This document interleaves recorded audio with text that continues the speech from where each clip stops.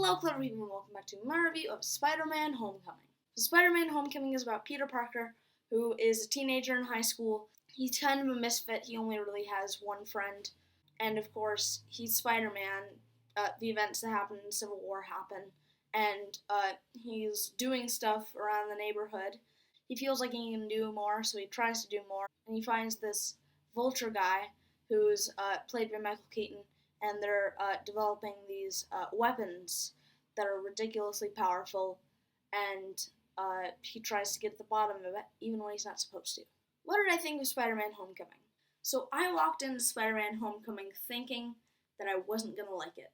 I mean, pretty much every MCU film is just alright, so I'm like, you know what?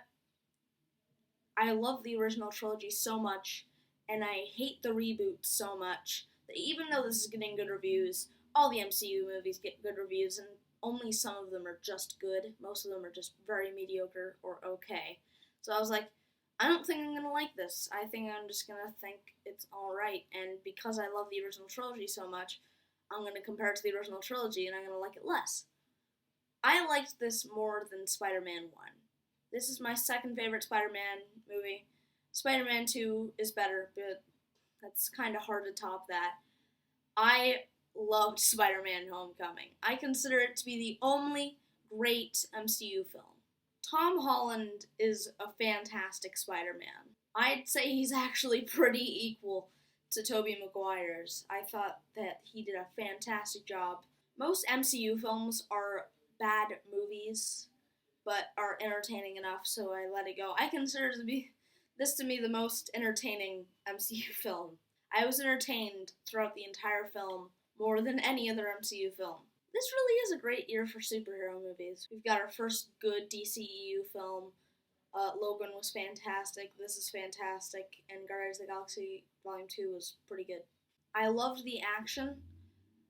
The thing that kind of stinks with the action movies right now is I go, wow, this action's really good, but like, Baby Driver. So I guess I may have liked it more if I didn't hold it up to the unrealistic expectation that is Baby Driver. So the action was still fantastic.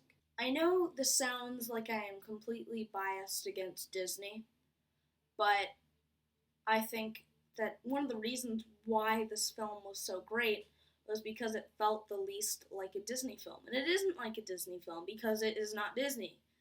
This is the first MCU film that was made by Sony because Sony still owns the rights to Spider-Man. So this is actually a Sony movie, and I saw that Disney does tend to make it so kids can go see the movies. This is, even though it is Spider-Man, Spider-Man typically is kid-oriented.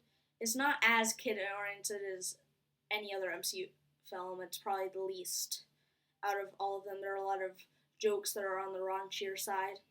It feels like it's very close to an R rating, and I loved that. I'm not saying that kids shouldn't be allowed to see it. I think that most kids will be able to handle it. It's alright.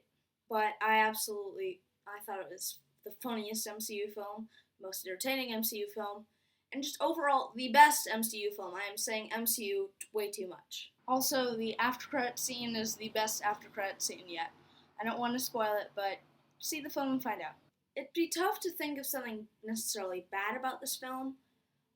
The script has its own little formula, but I wouldn't say that's a bad thing because it does try to make something original out of it, other than something like Wonder Woman that just doesn't do that. And there are some things that are very similar to Spider-Man 2, but you could say that those are just paying homage. So overall, I'll give Spider-Man Homecoming an 8.25 out of 10.